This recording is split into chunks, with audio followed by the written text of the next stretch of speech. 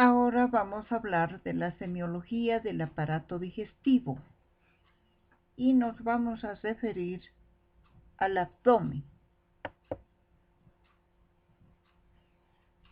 Esta cavidad que contiene varios órganos, sobre todo del aparato digestivo, tiene límites internos y límites externos. Los límites internos son, hacia arriba, la cúpula diafragmática, hacia abajo el piso pélvico, atrás la columna lumbar, delante y ambos lados la pared abdominal, que está constituido por los músculos, la aponeurosis, el tejido celular subcutáneo y la piel. Los límites externos son, hacia arriba, el borde costal, desde la base del apéndice sifoides hasta la séptima vértebra dorsal, trazando una línea imaginaria tóraco-abdominal.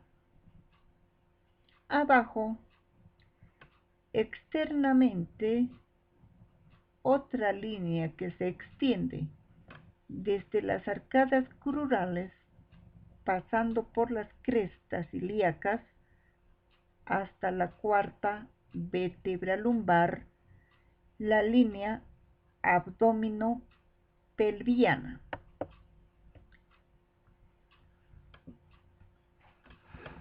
El abdomen tiene también una división topográfica. La escuela anglosajona hace una división del abdomen en 4 cuadrantes.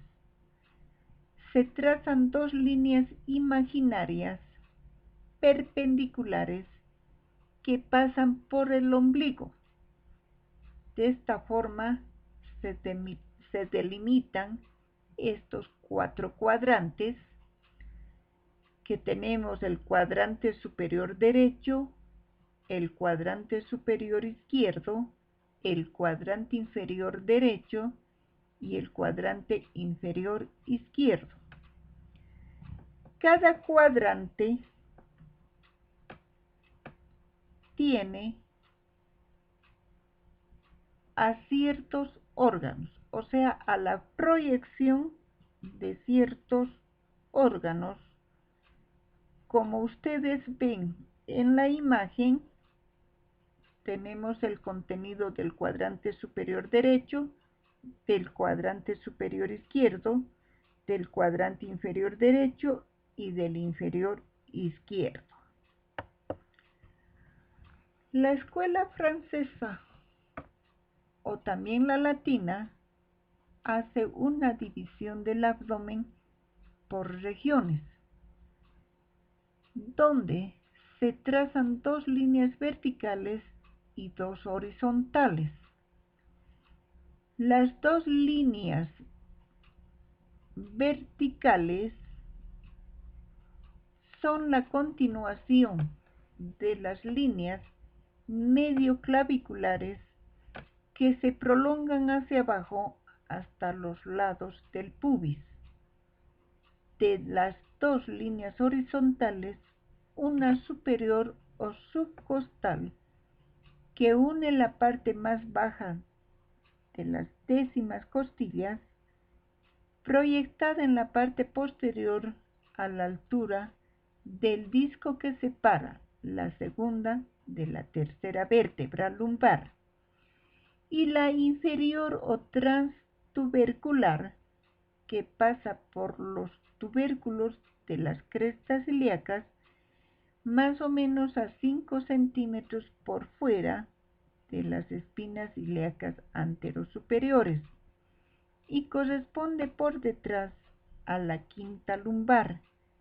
Se constituye así 9 sectores o regiones. que en la parte media tenemos la región del epigastrio en la parte media superior. Hacia el lado derecho, el hipocondrio derecho. Hacia el lado izquierdo, el hipocondrio izquierdo. Por debajo del epigastrio está el mesogastrio o región umbilical.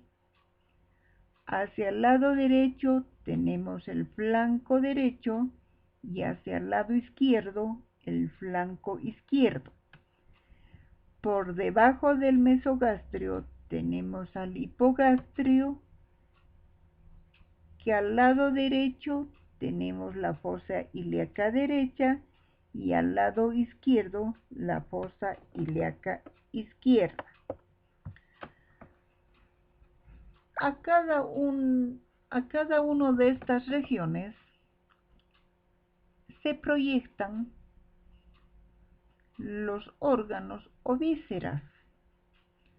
Así tenemos que en el epigastrio está el lóbulo izquierdo del hígado, el estómago, duodeno, cabeza y cuerpo del páncreas, la aorta, la cava inferior, el conducto torácico y la columna vertebral.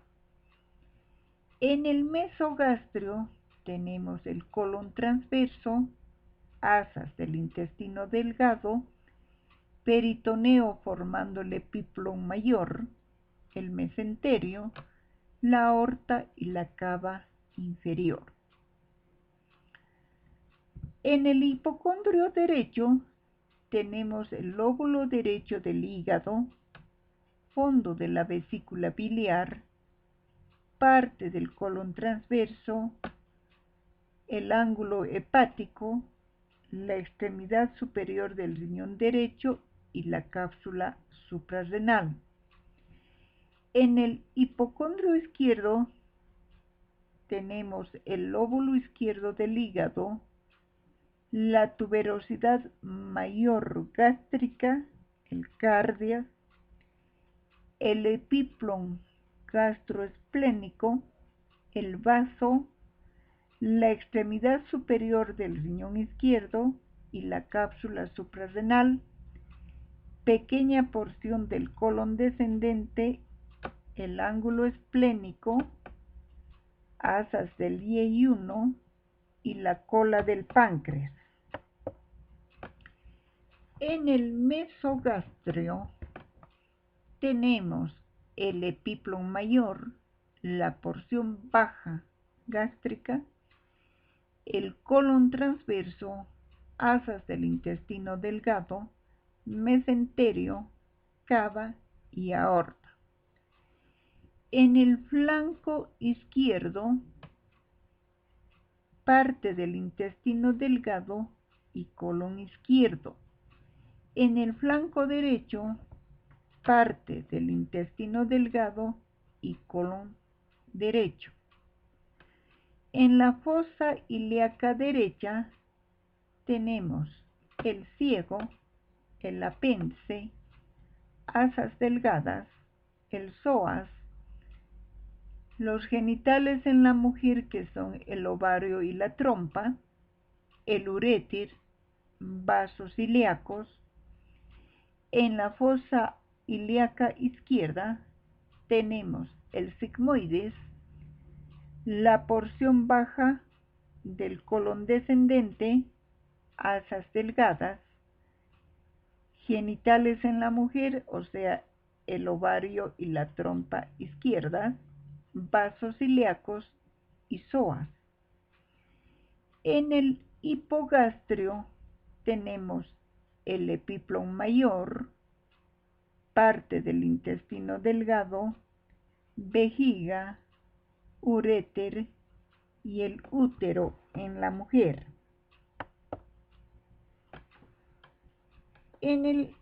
Para el examen del abdomen debemos cumplir ciertos requisitos.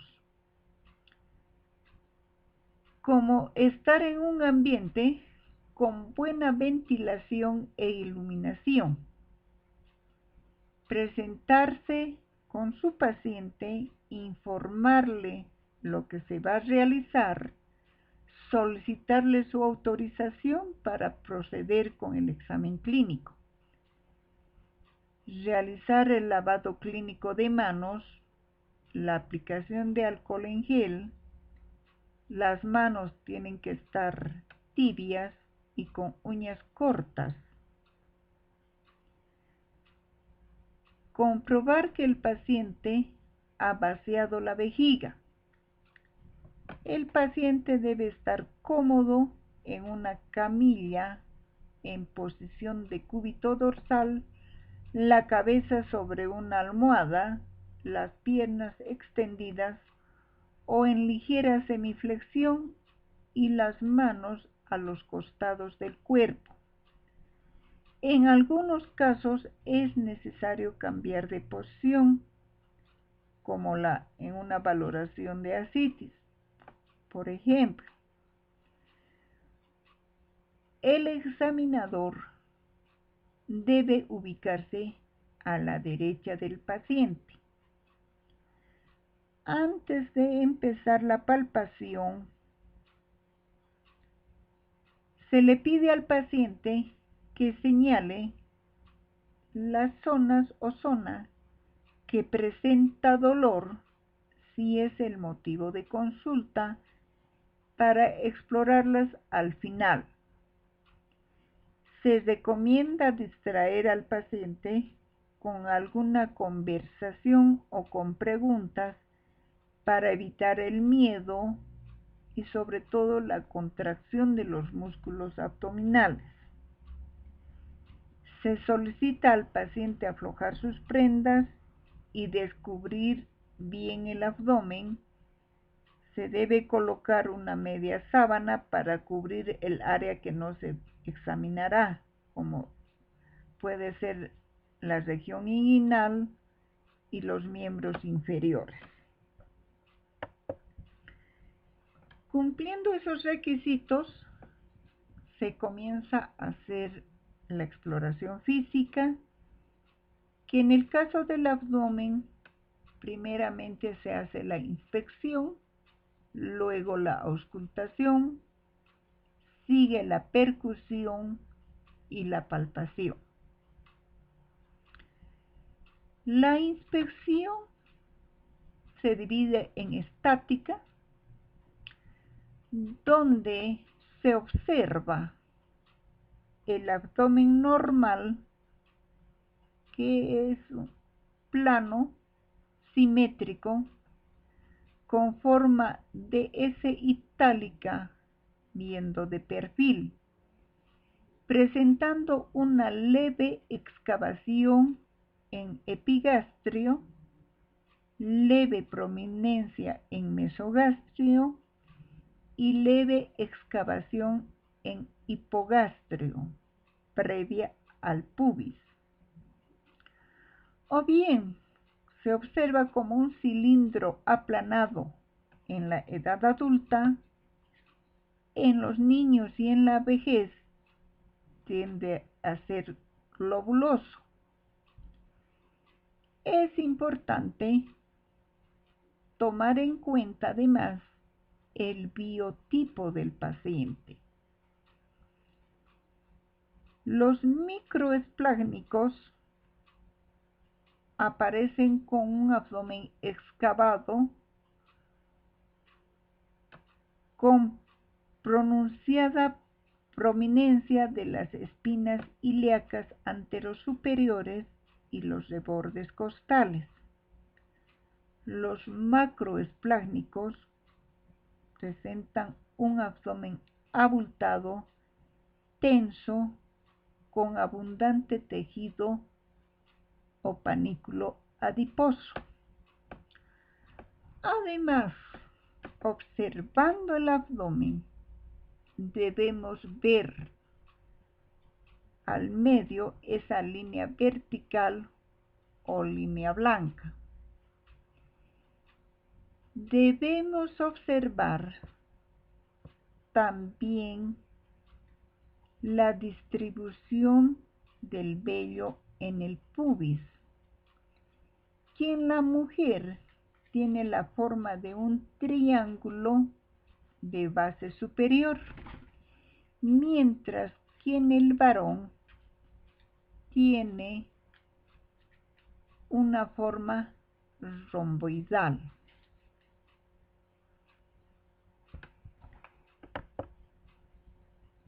Prosiguiendo el examen,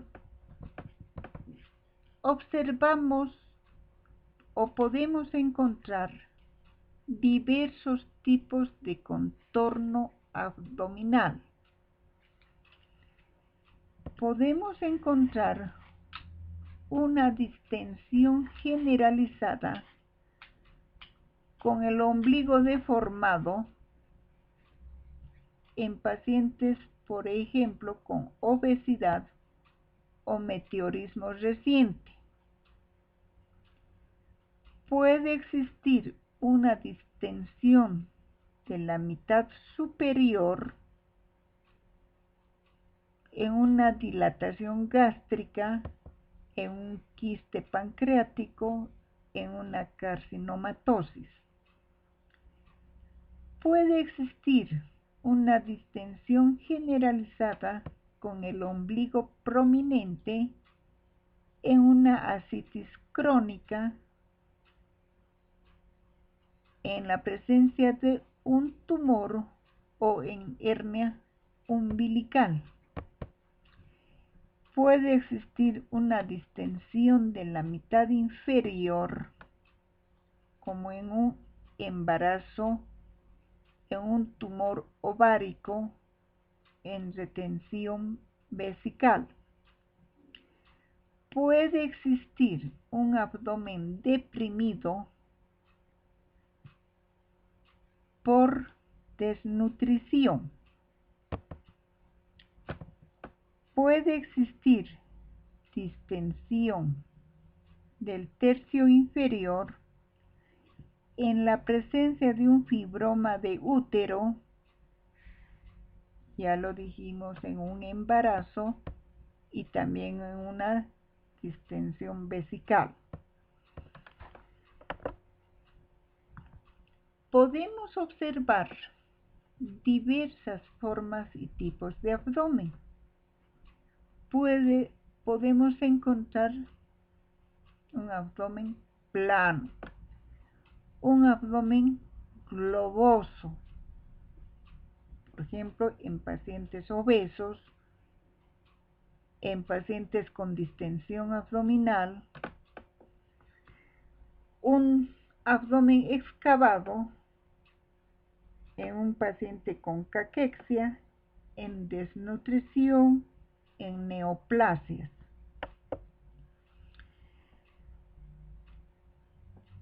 Puede existir abdómenes globalmente prominentes, como en el embarazo,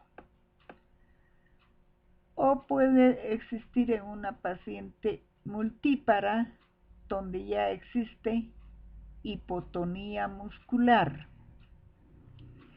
Puede haber distensión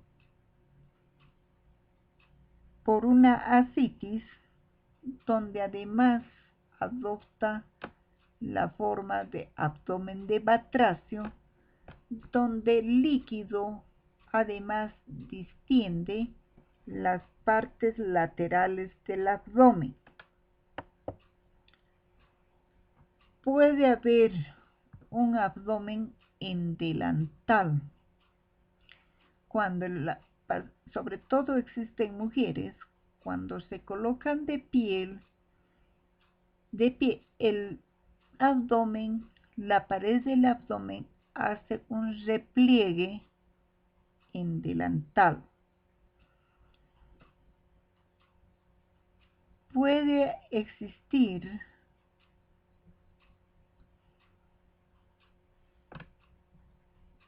abdómenes globosos donde el ombligo permanece deprimido, como en el obeso.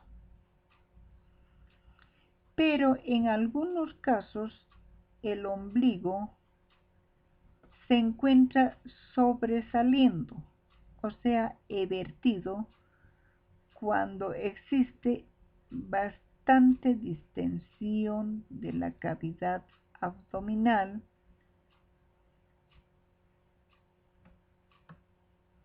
Puede existir también esa prominencia en la presencia de una peritonitis tuberculosa, en tumores ováricos voluminosos, en un megacolon, como están viendo ustedes en las imágenes. También puede existir distensiones localizadas. Puede existir una distensión en el hipocondrio derecho, como existe en una hepatomegalia, o al otro lado, en el izquierdo, en una esplenomegalia. Puede existir distensiones localizadas, como pueden ver en la parte baja del abdomen, en una obstrucción del tubo digestivo. Además de las formas de abdomen, podemos encontrar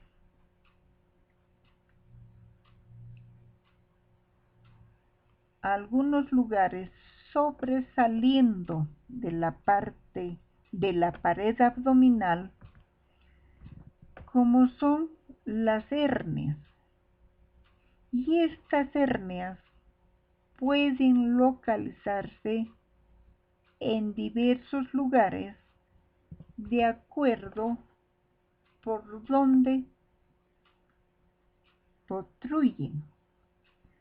Así podemos obtener o podemos ver una hernia epigástrica, una hernia umbilical, una hernia a nivel de una cicatriz incisional, de una hernia inguinal, de una hernia femoral, de acuerdo a su localización. Además, vamos a evaluar la piel abdominal,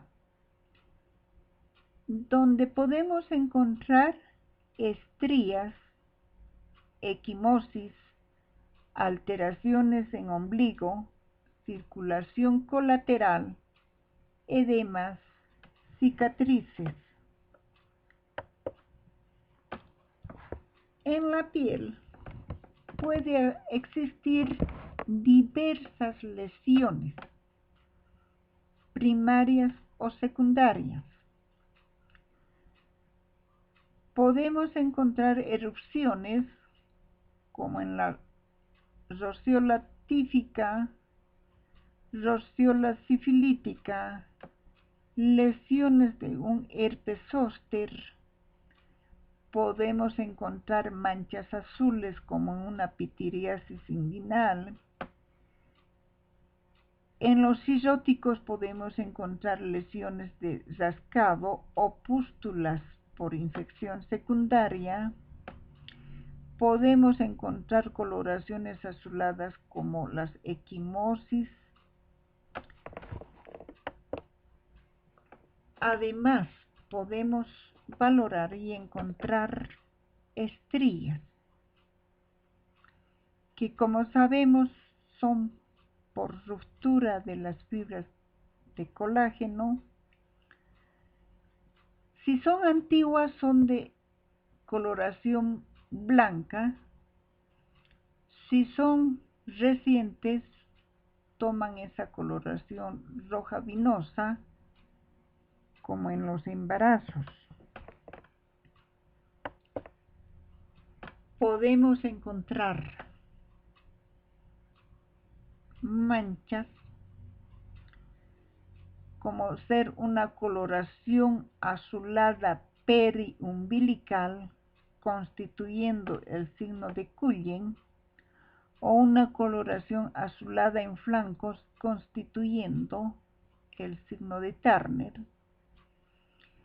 que ambos signos se presentan cuando existe una pancreatitis hemorrágica. Valorando el ombligo, vamos a encontrar normalmente en posición central, pero puede desplazarse hacia abajo como en una ascitis. Lateralmente en una hepatomegalia o en una esplenomegalia. Hacia arriba en un embarazo, en tumores ginecológicos.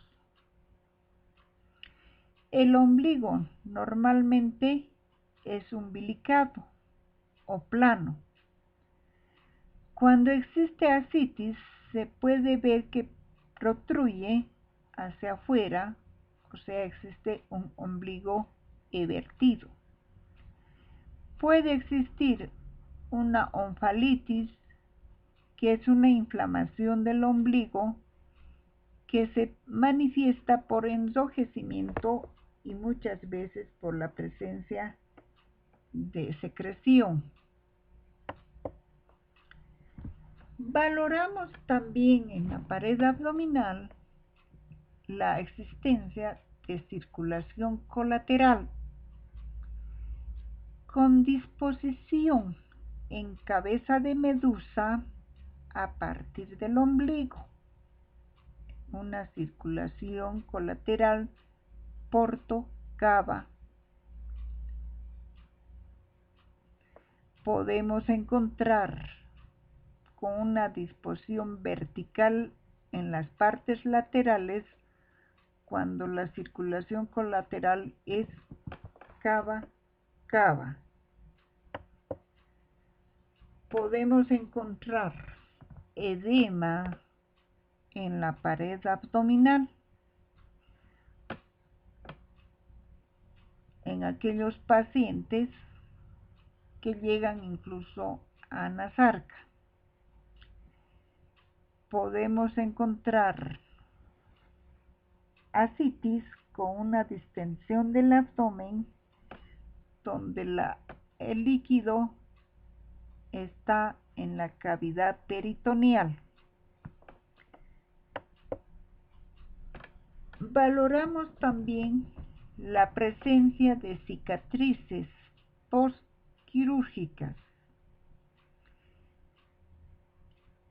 Estas cicatrices pueden tener diversa disposición y estar ubicadas en distintos lugares.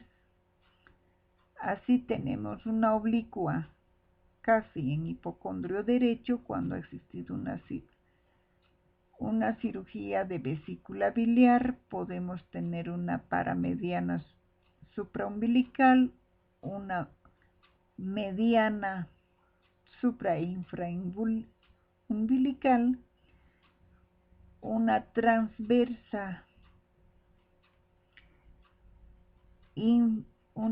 transversa suprapúbica, como en una cesárea, en hipocondrio, en fosa ilíaca derecha, una cirugía de apéndice, y así existen diversas cicatrices en el abdomen.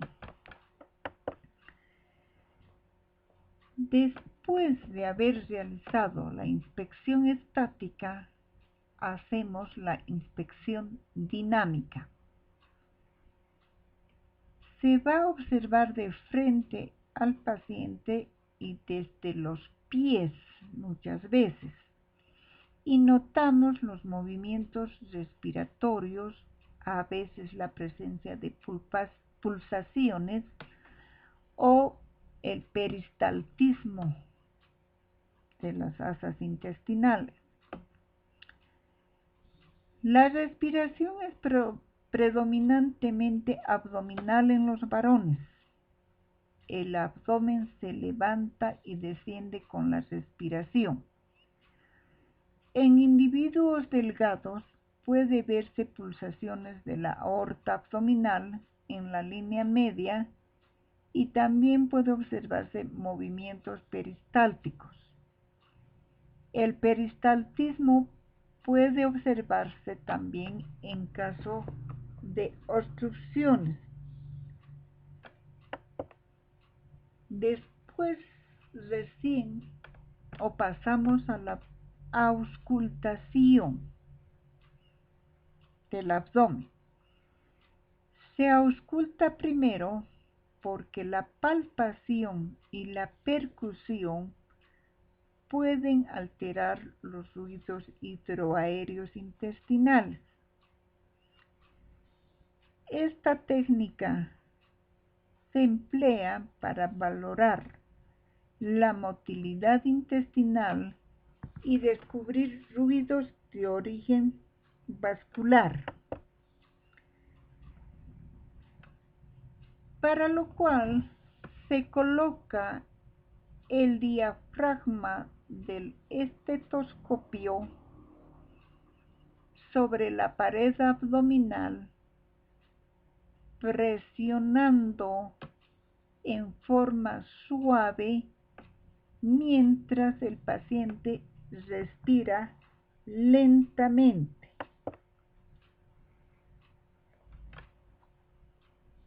Se ausculta los ruidos intestinales en mesogastrio, se valora su frecuencia y características y luego se procede a auscultar todos los cuadrantes abdominales.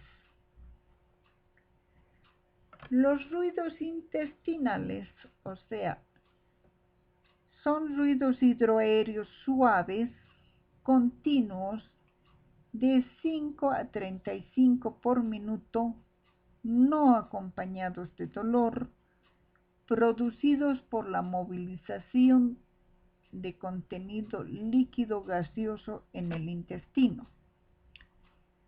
Puede existir aumento tanto en frecuencia como en intensidad de estos ruidos, como por ejemplo en una gastroenteritis al comienzo de una obstrucción intestinal o cuando el paciente tiene hambre y no ha ingerido alimentos. Puede existir disminución durante el sueño, en un estreñimiento o en el comienzo del hilo paralítico, y puede haber ausencia de estos ruidos intestinales en un hilo paralítico, en una peritonitis. También se puede auscultar ruidos vasculares, o sea, puede existir soplos arteriales sistólicos y diastólicos que indican una obstrucción parcial de alguna arteria abdominal. Puede ser a nivel de aorta, que sobre todo se ausculta a nivel de epigastrio en la línea media. Puede ser en la arteria renal derecha o izquierda, en la arteria femoral izquierda o derecha, o otros vasos como ustedes observan en la imagen. También se puede auscultar ruidos de roce, o sea, roces, que se trata de sonidos agudos que se escuchan asociados a los movimientos respiratorios indican la presencia de inflamación de la superficie peritoneal del órgano, como sucede a nivel de hígado, cuando existe sobre todo neoplasia en hígado. Se puede auscultar también latidos fetales que se escuchan a partir de las 16 a 18 semanas y se diferencia del latido de la madre debido a que su frecuencia es mayor, entre 120 a 160 latidos por minuto. Después de la auscultación, vamos a hablar de la percusión. Este método se emplea para evaluar el tamaño y la densidad de los órganos abdominales o detectar la presencia de líquidos, aire y masas sólidas o llenas de líquido. Se percute de arriba hacia abajo en forma radiada desde el apéndice sifoides hasta el hipogastrio y luego hacia ambas fosas ilíacas.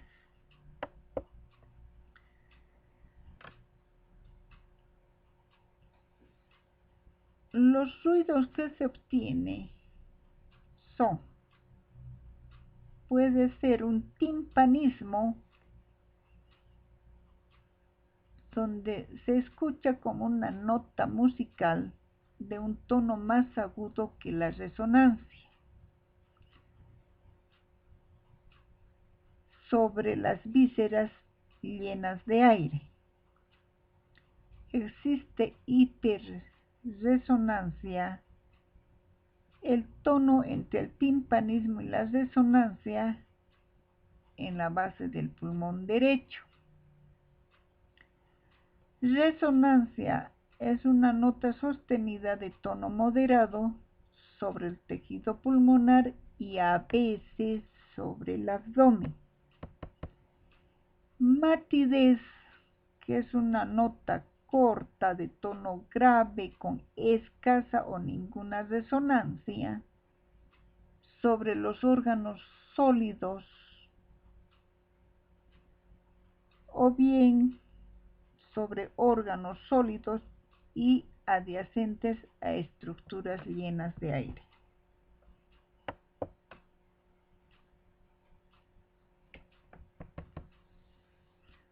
Puede haber aumento del timpanismo cuando existe un incremento del contenido gaseoso en abdomen. Puede existir disminución o matidez, como en una ascitis en presencia de tumores, en un útero gestante, en visceromegalias, como por ejemplo una hepatomegalia.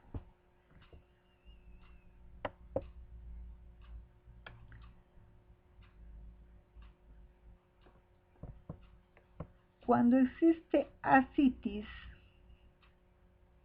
debemos percutir y vamos a obtener una matidez desplazable. Se percute el abdomen con el paciente en decúbito lateral, de arriba hacia abajo, donde va apareciendo una matidez en la zona declive.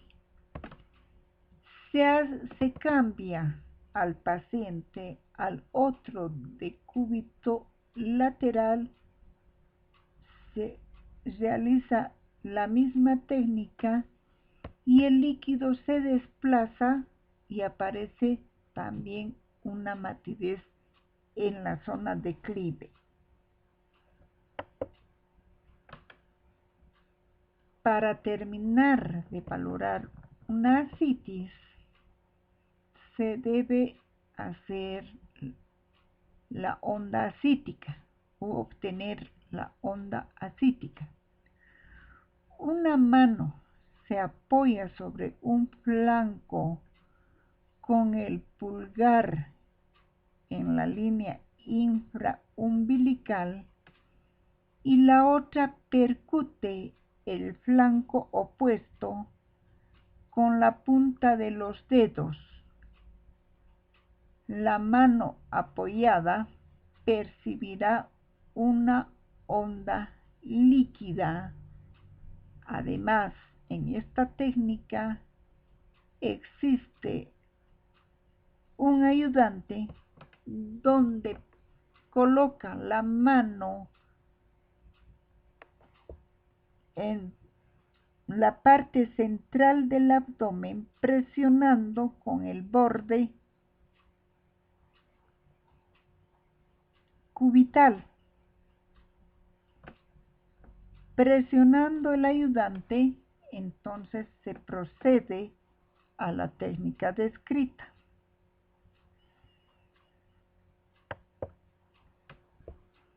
Después de la percusión, pasamos a la palpación.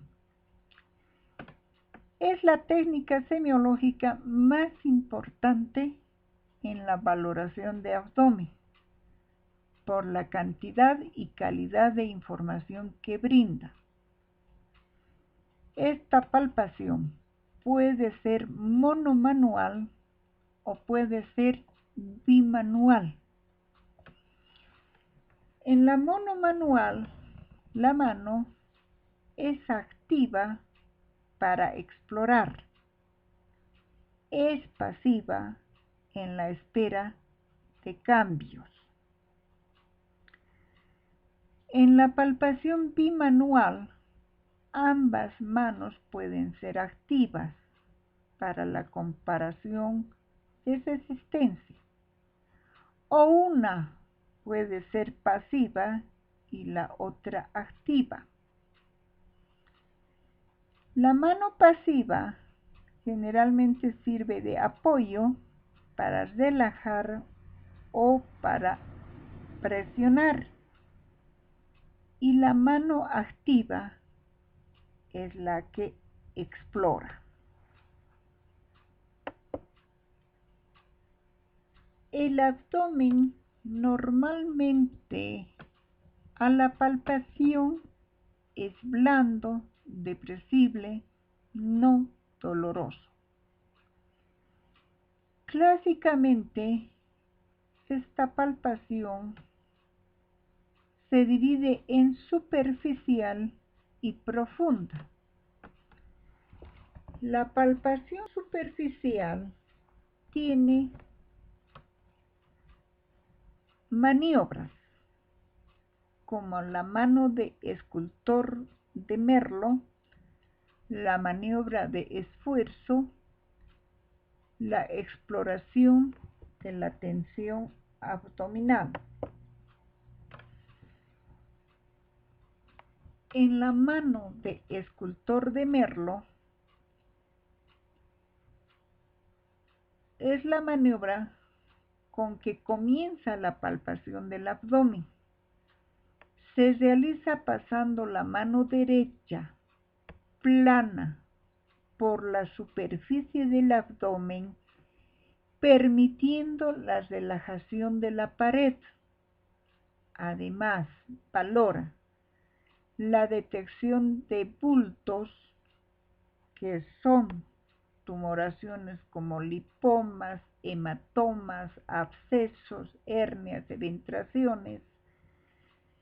Explora también esta mano la temperatura, la sensibilidad y el trofismo de la pared abdominal. La maniobra de esfuerzo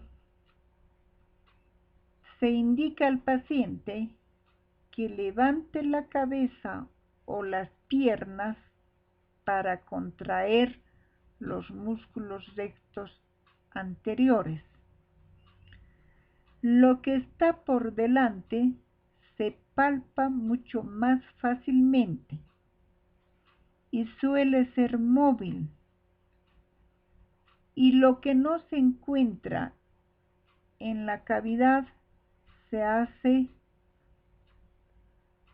más bien, y lo que se encuentra en la cavidad se hace imposible de palpar.